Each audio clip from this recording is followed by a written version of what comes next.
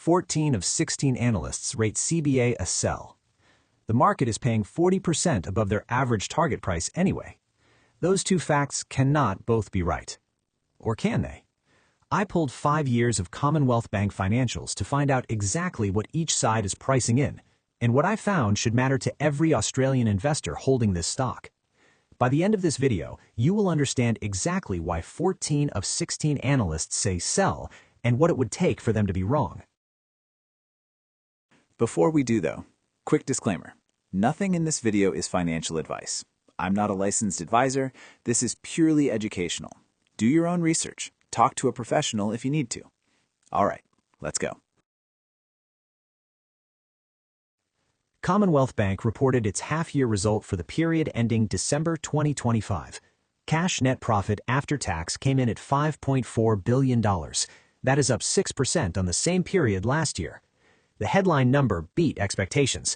The stock surged 7.9% on results day. Two things stand out in this result. First, business lending grew faster than the overall banking market. Second, net interest margin, NIM, the most important number for any bank, declined 4 basis points half on half, but recovered in the December quarter. The RBA has now hiked to 4.1%. With another hike expected in May, the margin story for the second half is improving.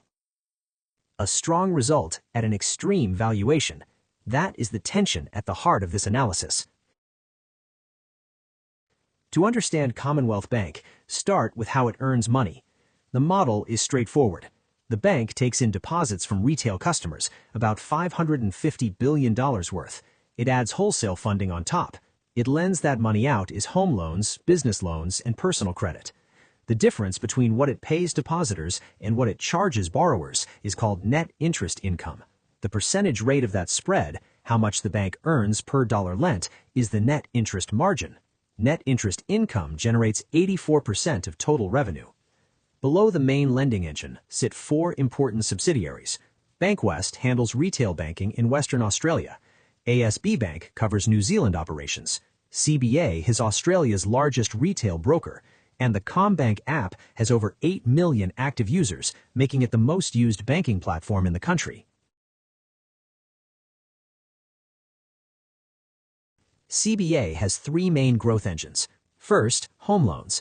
This is the core business. CBA has the largest mortgage book in Australia, and a big part of that lending comes directly from customers instead of through brokers.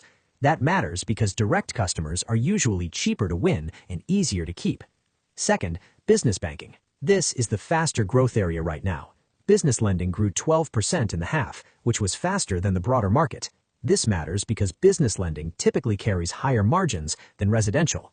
The third leg is the digital platform. 8 million active users on the CommBank app. 8 million active users on the CommBank app, ranked number 1 in Australia, ahead of every other bank. This is not just a convenience feature, it is a switching cost. The deeper a customer embeds into CommBank's digital ecosystem, the less likely they are to move.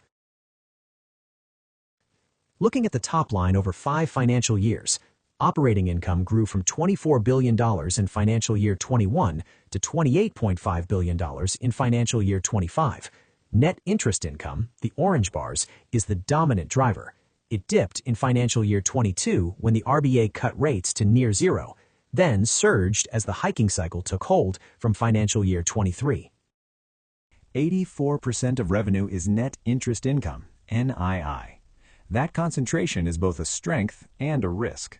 When rates rise, NII rises, as we saw from financial year 23. When rates fall, margins compress, as happened in financial year 22.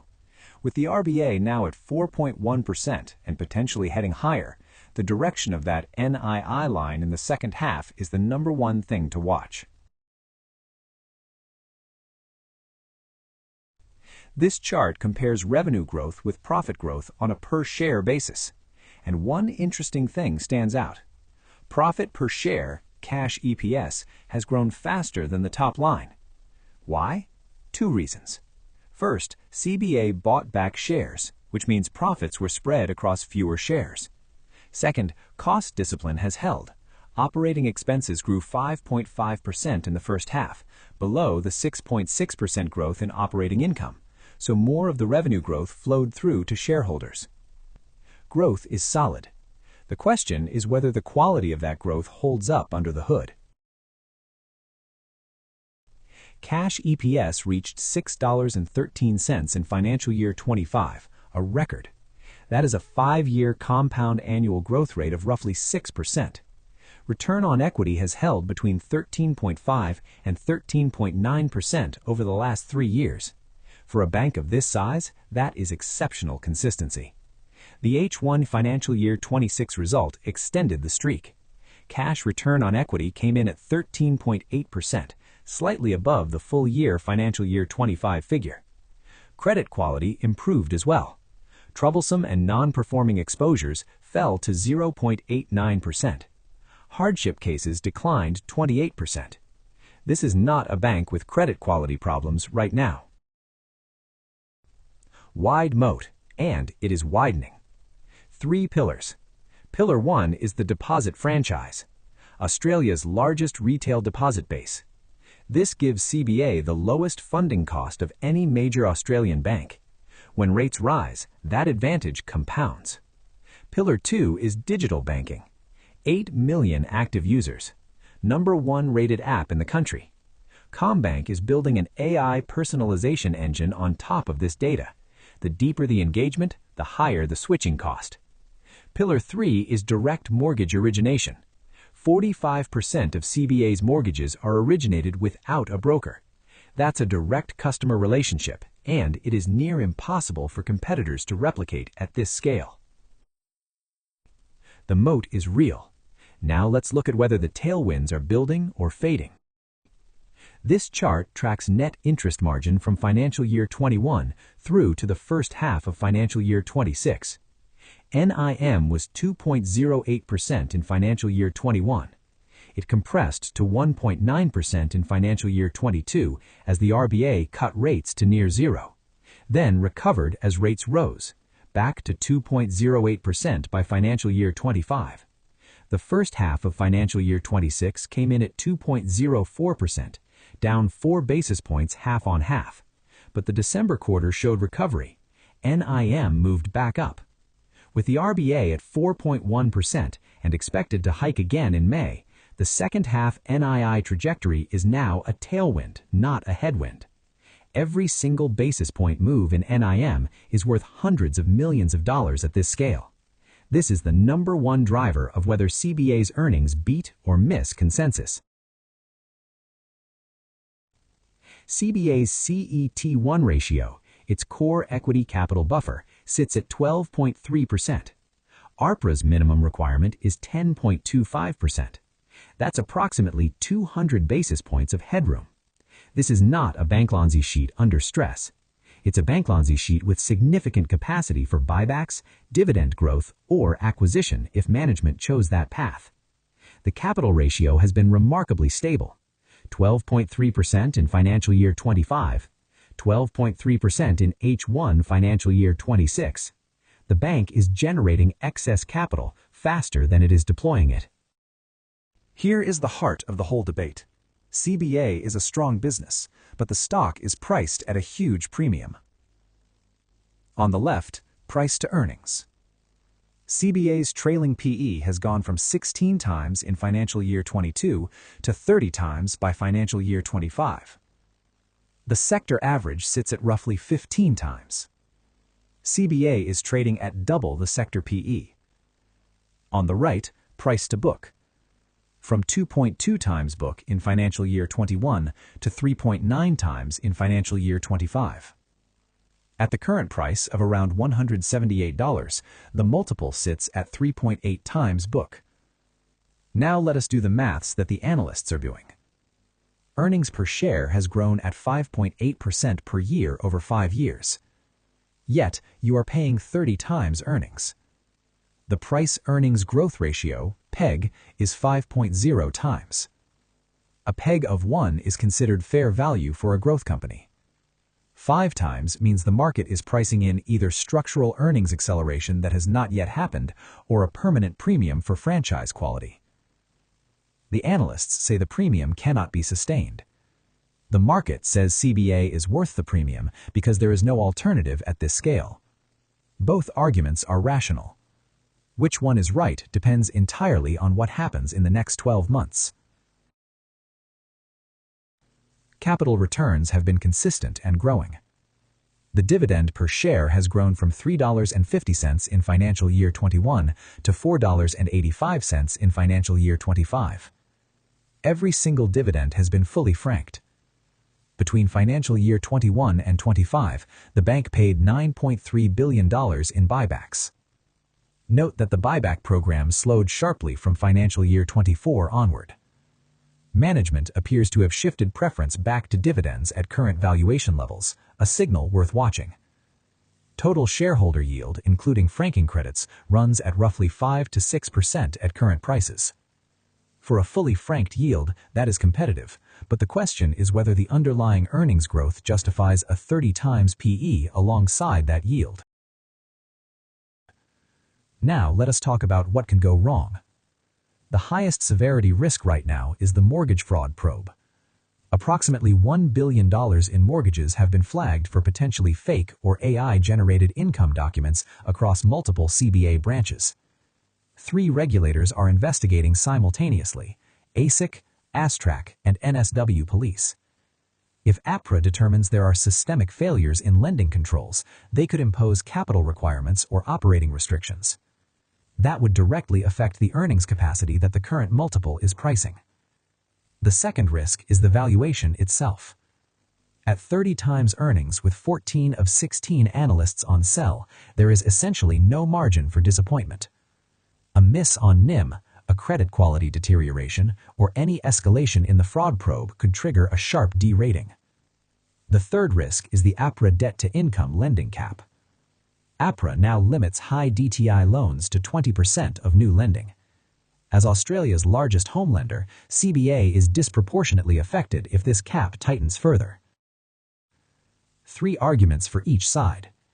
The bull case first. 1. NIM recovery. The RBA is at 4.1% and heading higher. CBA's December quarter margin already showed improvement. If NIM recovers by 10 to 15 basis points in the second half, earnings surprise to the upside. 2. Business lending momentum.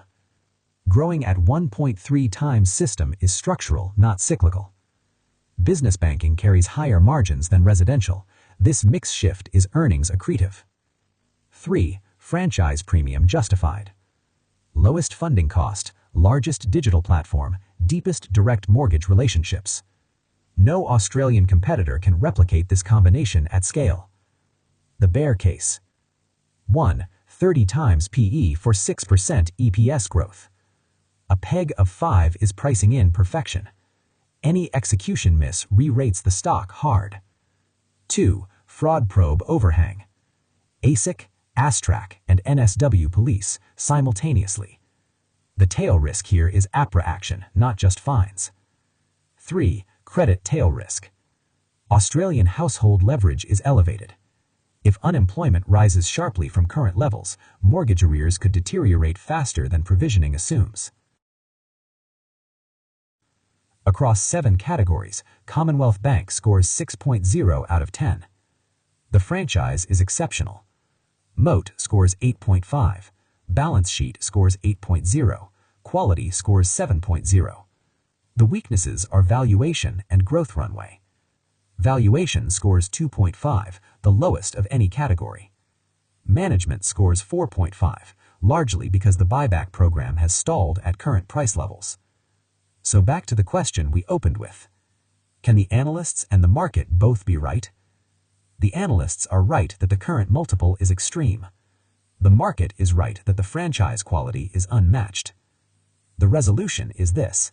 If NIM recovers strongly in the second half, earnings accelerate, and the fraud probe resolves without APRA action, the premium holds. If any one of those 3 things goes wrong, the analyst's target price becomes very relevant very quickly. There are 3 things I would watch from here. First, the RBA decision on 7th of April. A hold at 4.1% or a hike both support NIM for Commonwealth Bank in the near term. Watch the statement language on inflation expectations. That will signal the path beyond May. 2. Fraud probe resolution. ASIC enforcement announcements and CBA compliance disclosures are the signals. A resolution without major APRA conditions would remove the largest single overhang on the stock. 3. The full year result in August. This is the key test. Does business lending momentum sustain? Does NIM recover in the second half? Does cost discipline hold? Those three questions determine whether the valuation premium is justified or whether a re-rating is coming. So that is the analyst question from the opening. Now you know exactly why 14 of 16 analysts say sell and what it would take for them to be wrong. Commonwealth Bank is a premium franchise at an extreme valuation. Great bank, bad price. 6 out of 10 overall. Next video, I'm looking at whether CBA's closest competitor, Westpac, offers the same franchise quality at a better price. If that sounds useful, subscribing is the easiest way to make sure you see it.